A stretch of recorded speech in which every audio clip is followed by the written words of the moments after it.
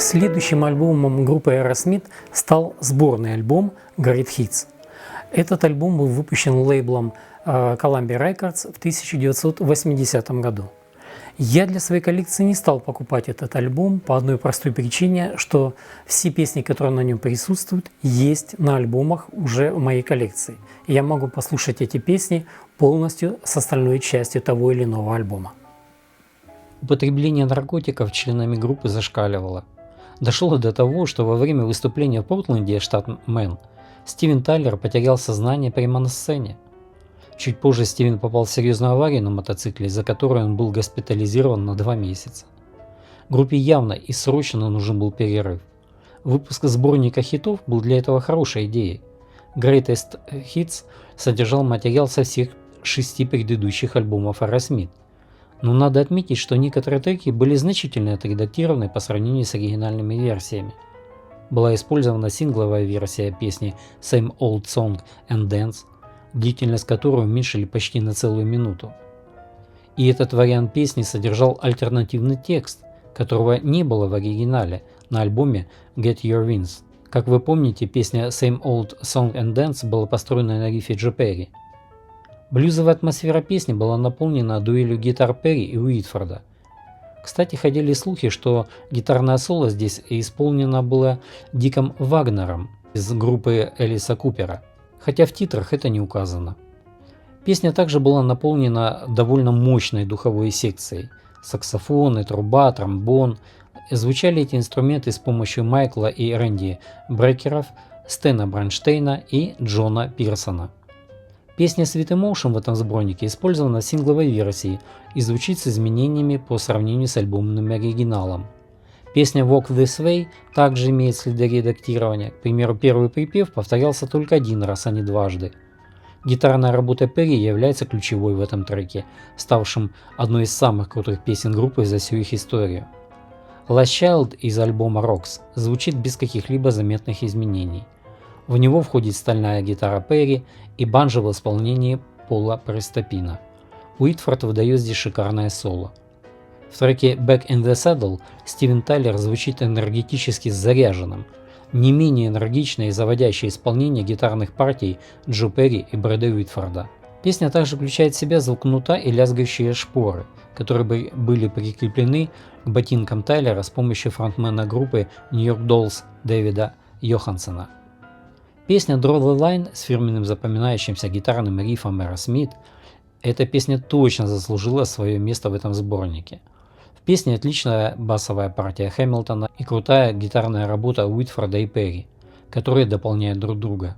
А Тайлер в этой песне также выложился на полную, его блюзовый вокал соответствует олдскульному звучанию песни. Трек Kings and Queens для записи на этот сборник также был отредактирован. Вырезано вступление и некоторые другие части. Песня звучит великолепно. В ней игра Тайлера на фортепиано, игра Джека Дугласа на мандолине, звучание банджо от Пола Престопина. Присутствие на сборнике хитов кавер-версии битловской песни Come Together вполне ожидаемо. Жесткий и оригинальный подход Aerosmith к исполнению этого трека помог этому каверу занять свое место в истории рок-музыки. Закрывает сборник хитов трек Remember Walking in the Sand. Этот кавер звучит намного лучше оригинальной версии, и для широты обзора творчества Aerosmith он явно на своем месте. К моменту выхода альбома Greatest Hits группу Aerosmith вслед за Джо Перри покинул и Брэд Уитфорд. Тогда руководители звукозаписывающих компаний уже не верили в дальнейший успех группы, поэтому альбом лучших хитов казался именно тем, что нужно для группы, которая, как всем казалось, уходила из жизни. Рассказывают, что когда в 80-м году к Джо Перри подошел фанат группы Aerosmith и попросил его подписать новую пластинку Greatest Hits, гитарист был вне себя от того, что он даже не знал, что такая пластинка существует. Сборник Greatest Hits после своего выхода не имел большого успеха и занял только 43 место в чартах. Но со временем сборник все больше привлекал к себе внимание и в результате стал в 2021 году в 12-й раз платиновым. Многие критики признают, что первый выпуск Greatest Hits все-таки намного лучше всех последующих подобных выпусков хитов группы. Если вы не фанат Aerosmith, купите для себя этот сборник хитов группы из 70-х, добавьте к нему сборник Big Ones, и этого будет достаточно для обзора лучших вещей, выпущенных группой. Но если вам нужно больше, то нужно покупать большее количество альбомов этой группы. Седьмой студийный альбом группы Aerosmith был выпущен в 1982 году. Я для своей коллекции купил оригинал, выпущенный в США. Он у меня все еще запечатанный, стоит на полке уже более 10 лет. Я опять же оставлю этот альбом для того, чтобы его открыть и послушать на следующий год. Это была первая новая запись Aerosmith за почти 3 года. И первая без Джо Перри. Ритм-гитарист Брэд Уитфорд покинул группу в 1981 году, в период записи диска. Уитфорд был отмечен как дополнительный музыкант, и его можно услышать только на треке Lightning Strikes. Альбом получил только золотой диск, достиг 32 места в чарте в год своего выпуска. Aerosmith потратили $1,5 миллиона на запись этого альбома. Это была неслыханная цена по тем временам. Rock in the Hard Place стал последним альбомом группы на лейбле Columbia Records, вплоть до 1997 года. Несмотря на отрицательные отзывы музыкальной прессы, барабанщик Джои Крамер утверждал в своей автобиографии: «Альбом не отстой, на нем есть очень хороший материал. Но это не настоящий Aerosmith, это просто я, Стивен и Том, с современными гитаристами. Это Джимми Креспо, играющий на гитаре вместо Джо. Нет, это неплохой альбом, его можно назвать экспериментальным для группы, хотя без привычной гитарной команды Джо Перри и Брэда Уитфорда альбому явно не хватает волшебной химии рок-классики 70-х. Джимми Креспо и Рик Дюфай заменили ушедший дуэт. Оба парня хорошие музыканты и авторы песен. Продюсерами альбома были Стивен Тайлер и Джек Дуллас, который еще на этом альбоме отработал как перкуссионист. И еще был один продюсер, это Тони Бон Джови, двоюродный брат знаменитого Джона Бон Джови. На Rock in a Hard Place самое необычное звучание группы. И на то время это была тщательно продуманная и экспериментальная пластинка группы. Обложку альбома с изображением Стоунхенджа и тогда, и сейчас считают неудачной. Альбом открывает трек Jailbait, звучащий в бешеном темпе. К написанию этого трека вместе с Тайлером приложился и новый гитарист Джимми Креспо, который был и соавтором еще 5 треков этого альбома.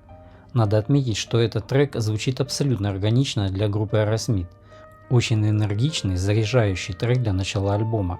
Второй трек альбома, Lightning Strikes, сопровождался видеоклипом с участием новых парней. Клип был снят режиссером Арнольдом Левиным для показа на MTV.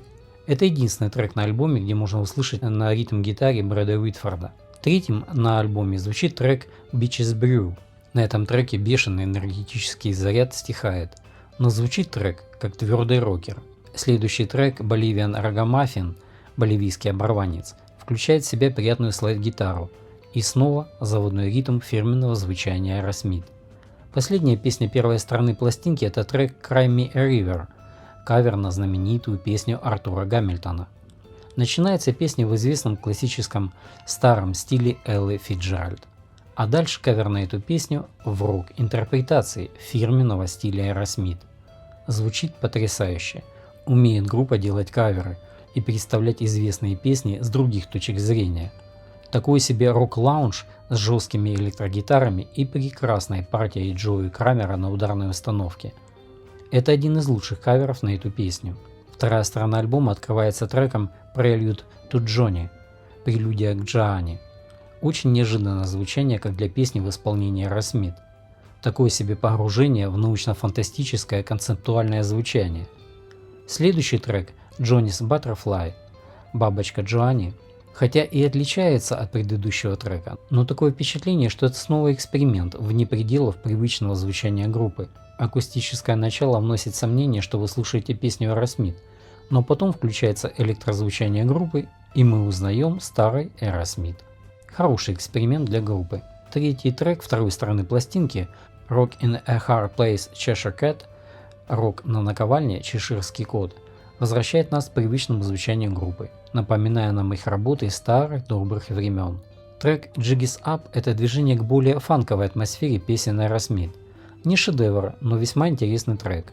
Трек Push Comes to Shove «Дело доходит до драки» завершает альбом в более медленном темпе, такой себе блюз-розовый лаунж.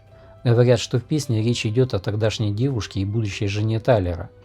На треке хорошее исполнение партии на фортепиано, сыгранной сессионным музыкантом Полом Харрисом.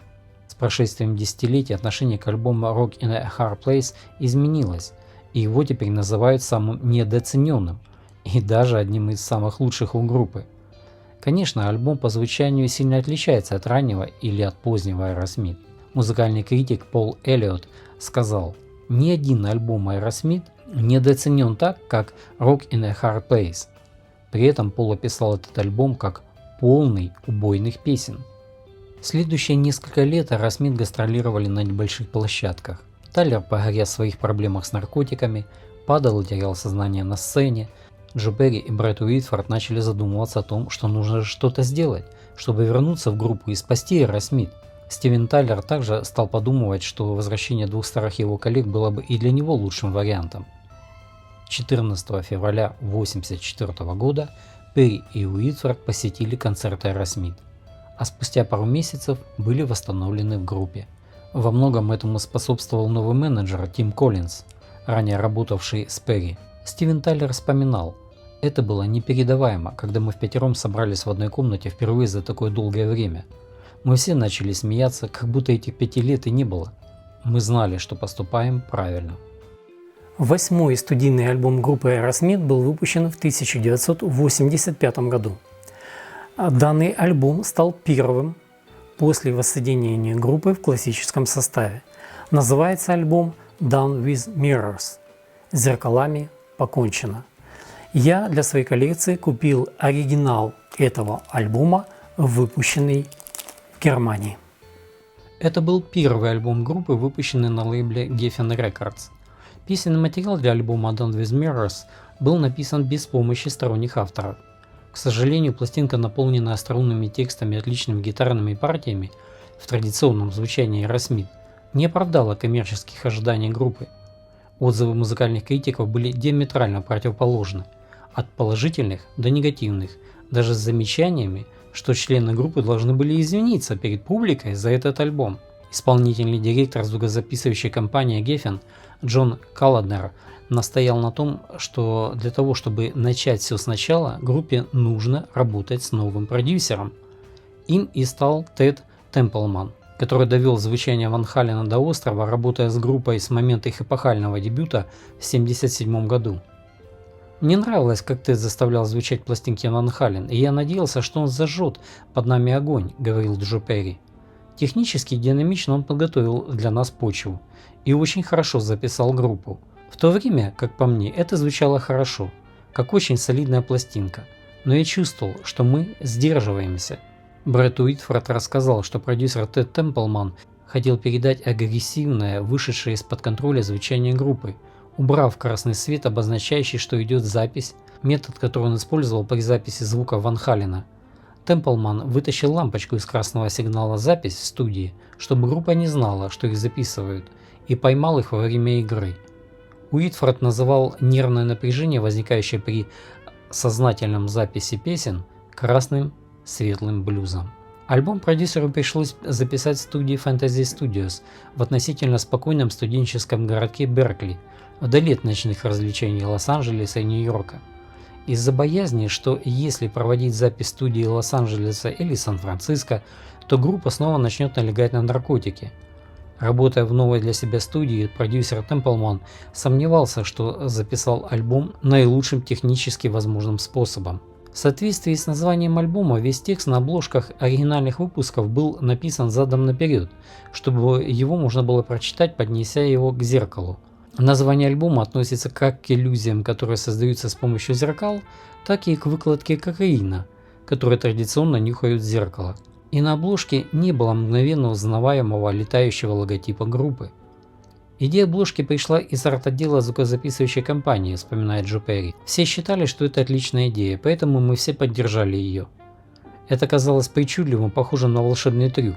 Но как оказалось, я думаю, что это не способствовало увеличению количества людей, слушающих нашу пластинку. Перри добавил, как будто мы хотели это спрятать. Знаете, сначала назвав альбом Done with Mirrors, а затем выпустив его в обложке, в которой людям нужно было разбираться. Мы как будто говорили себе, хорошо, мы вернулись, но сначала нам нужно пройти этот альбом, а затем разработать новую парадигму дороги. На телешоу на канале VH1 барабанщик группы Aerosmith Джо Крамер выразил свою неприязнь к альбому Done with Mirrors, заявив, что группа так и не закончила его. Джо Перри выражался об этом альбоме в том же духе. Done with Mirrors, насколько я понимаю, наш наименее вдохновляющий альбом. Но я слышал, что фанатам он очень нравится, поэтому я не собираюсь стоять там и говорить «нет, это отстой». Нам пришлось записать эту пластинку, чтобы перейти к следующей, чтобы она выполнила свою задачу. Я просто не думаю, что она соответствует стандартам некоторых наших других альбомов. Перри не раз называл Done with Mirrors своим наименее любимым альбомом Aerosmith. Джо говорил, основные песни были хороши, но, как мне кажется, на этом альбоме не хватало некоторых более острых вещей. Это произошло из-за того, что такой была группа в то время. Мы только что снова сошлись и боялись наступить друг другу на ноги. Учитывая обстановку того времени, Done with Mirrors была лучшей записью, которую мы могли сделать. Трек Let the Music Do the Talking, открывающий альбом, представлял собой перезапись заглавного трека с первого альбома Joe Perry Project с измененными текстами и мелодией. Этот трек по сравнению с другими песнями альбома Done with Mirrors имеет более оптимистичный тон и не такой мрачный, как остальные песни. Собственно, слушая песни, иногда даже невозможно понять, что автор их текстов имел в виду. Второй трек на альбоме – это энергичная песня My First Your Face с ее пауэр-аккордами, полными гитарных рифов и ставок. Заводной рокер. Третий трек первой стороны альбома – это песня Shame on You, трек, напоминающий рок начала 70-х с атмосферой Led Zeppelin, четкий ритм от Джои и Тома. Тайлер страстно исполняет свою партию вокала. Хорошая работа. Песня, закрывающая первую сторону альбома, это трек The Reason a Dog. Это реально круто и глубоко для группы, которая так сильно употребляла наркотики. И в песне мы слышим знаменитую фразу. Причина, по которой у собаки так много друзей, в том, что она виляет хвостом, а не языком. Мудро замечает Тайлер. Первый трек второй стороны альбома, песня Шелла, открывается отличной игрой ударника Джои. Есть великолепные гитарные соло, мелодичный трек, на котором уже ощущается, что написан он именно в 80-х. Песня имела определенный успех в чарте, хотя и не вошла в топ-40.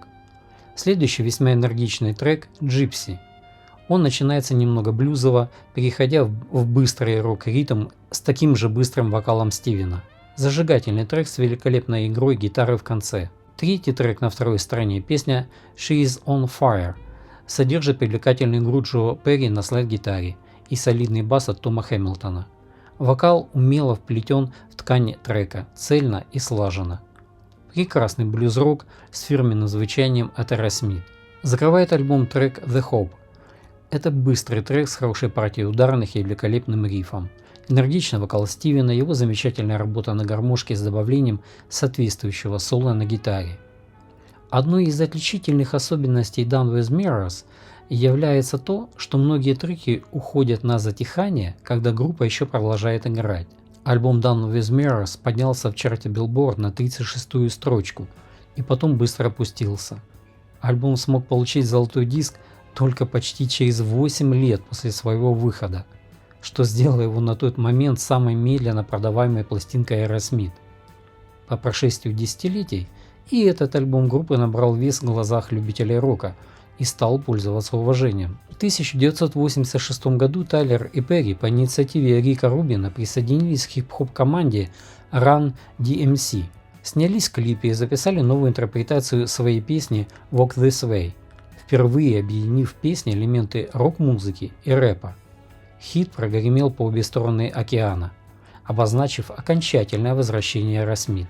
Тем летом новая версия песни поднялась на второе место Billboard Hot 100, а благодаря тому, что на MTV часто крутили клип с этой песней, Aerosmith открылись для новой, более молодой аудитории. 9-й студийный альбом группы под названием Permanent Vacation был выпущен в 1987 году. Этот альбом был выпущен лейблом Geffen Records. Я для своей коллекции купил оригинал этого альбома, выпущенный в Германии.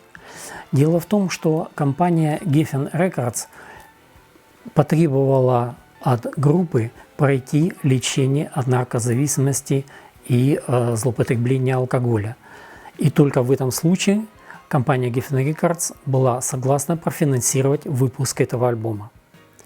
Группа согласилась с этим требованием и выполнила это и прошла реабилитацию.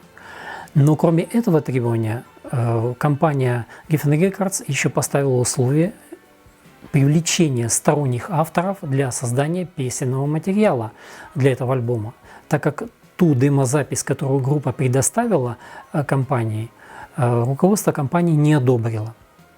И вот это условие привлечения сторонних авторов, конечно, группа Aerosmith приняла с настороженностью. Но, тем не менее, они на это согласились. И хотя вот перед этим 8 альбомов они записали своего оригинального материала с некоторым вкраплением каверов. Но, тем не менее, группа пошла на такой шаг, чтобы возобновить свою деятельность и снова подняться и стать в строй для нормальной работы над выпуском альбомов и концертами. Новый менеджер группы Тим Коллинз пообещал сделать из Aerosmith самую известную группу 90-х, если они расстанутся с наркотиками. И ребята согласились, за несколько лет завязав с опасным увлечением. После провала Down with Mirrors следующий альбом должен был стать решающим для будущего группы. Освободившись от наркозависимости, парни с усердием принялись за работу. Этот альбом знаменует собой поворотный момент в карьере группы. Это их первый альбом, для записи которого группа наняла профессиональных авторов песен Десмонда Чайлда и Джима Валенса. Они использовали музыкальный материал исключительно от членов группы. Это произошло по предложению Джона Калладнера. Кроме того, Джон убедил группу поработать с продюсером Брюсом Фейерберном, который затем остался с ними в работе еще над 2 альбомами. Профессиональный автор песен Десмонд Чайлд был жителем Флориды. Он написал несколько хитов для таких исполнителей, как Шер, Кис, Бон Джови и другим. Джим Валенс был наиболее известен своим партнерством в написании песен для Брайана Адамса, Кис, Бонни Райт и другим. Альбом Permanent Vacation был записан в родном городе Джима Валенса в очень известной студии Little Mountain в Ванкувере, Британская Колумбия. Оздоровление членов группы привело к рассвету их творчества. Это было наиболее очевидно с вокалистом Стивеном Тайлером, который блистал на этом альбоме своим сильным и динамичным пением, возвращением к своим блюзовым корням, интересными текстами и партиями на гармонике. Сочетание отточенных поп-песен, рока классической эпохи и разумного количества экспериментов позволило создать на этом альбоме успешную комбинацию с очень небольшим количеством слабых мест. Альбом начинается с пары рокеров авторства Стивена Тайлера и соло-гитариста Джо Перри. И в соавторах у них новые члены творческой команды Чайлд и Валенс. Первый трек альбома Hearts Downtime, написанный в соавторстве с Чайлдом, сразу показывает своим звучанием, что это песня из 80-х годов, и ее авторы не оглядывались на традиции ушедших 70-х. Текст содержит рассказы о тернистом пути группы к этому моменту в их карьере, такой себе самоанализ. Есть ощущение джема в этой песне, они как будто только разогреваются.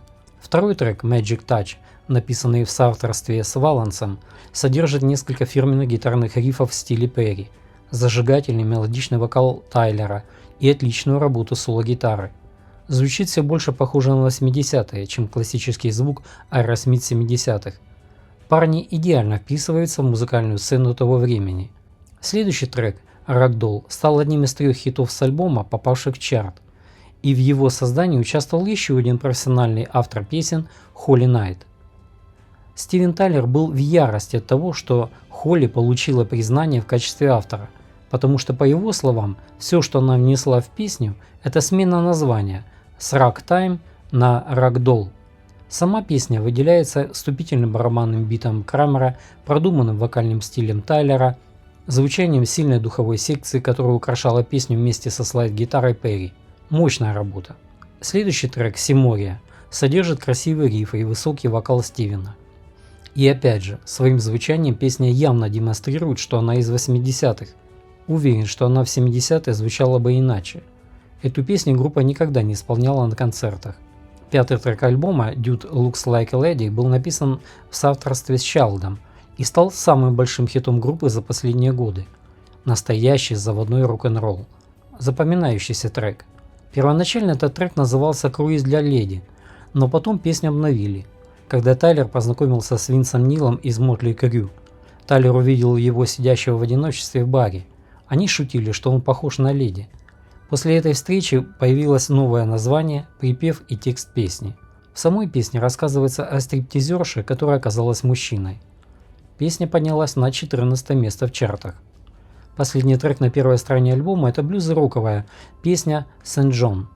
Ее звучание возвращает слушателя к винтажным корням группы Aerosmith. Звучит шикарно, но поверхностный налет звучания 80-х все же присутствует и здесь. Вторую сторону альбома открывает песня «Hangman Jury». Трек начинается как акустический блюз, а затем переходит ритмичный классный рокер, примерно с середины 70-х.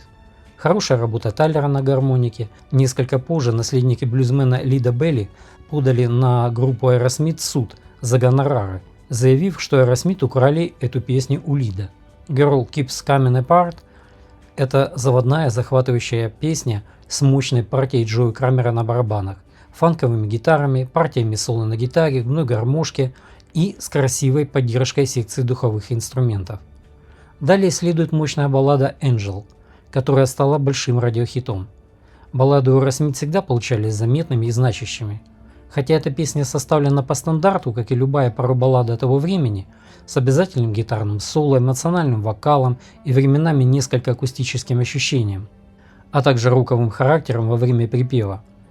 Но все это отлично сработало и звучало здорово. Angel заняла 3-е место в чарте Billboard. За балладой Angel следует заглавный трек с карибским влиянием и множеством забавных звуков, который был написан в соавторстве с гитаристом Брэдом Уитфордом. В треке хорошая работа соло-гитары, красивая партия на губной гармошке и бодрый вокал Тайлера. В общем, трек звучит весело и привлекательно. Далее мы слышим трек I Am Down. Это кавер-версия на песню Beatles, которая была выпущена на бисайде их сингла Help в 1965 году. Это был второй официальный кавер группы Aerosmith на материал Beatles после песни Come Together. Как и в первом случае, Aerosmith показали, что их каверы одни из лучших. Прекрасный вариант исполнения старой песни. Альбом завершается треком The Movie, инструментальной композицией, авторами которой являются все 5 участников группы. Здесь мы слышим добавление синтезированных эффектов, разговорные речи женским голосом. Это необычный трек для Aerosmith. Некоторые музыкальные критики считают этот трек лишним на альбоме. Permanent Vacation имел большой успех, наибольший за последние 10 лет до его выхода, и стал триумфальным возвращением Aerosmith в небосклон самых ярких звезд шоу-бизнеса. Более 5 миллионов проданных копий только в одних США. 3 сингла попали в топ-20 Билборда. Это был первый альбом Aerosmith, получивший золотой диск в Великобритании в марте 90-го года. Впервые для группы песни с этого альбома в виде видеоклипов получили ротацию на MTV. Это был первый по-настоящему популярный альбом группы с момента их воссоединения. После выхода альбома последовал напряженный концертный тур группы Aerosmith с группой Guns N' Roses, которые не скрывали свое сильное пристрастие к колесам, в то время как ребята из Aerosmith с этим делом уже решительно завязали.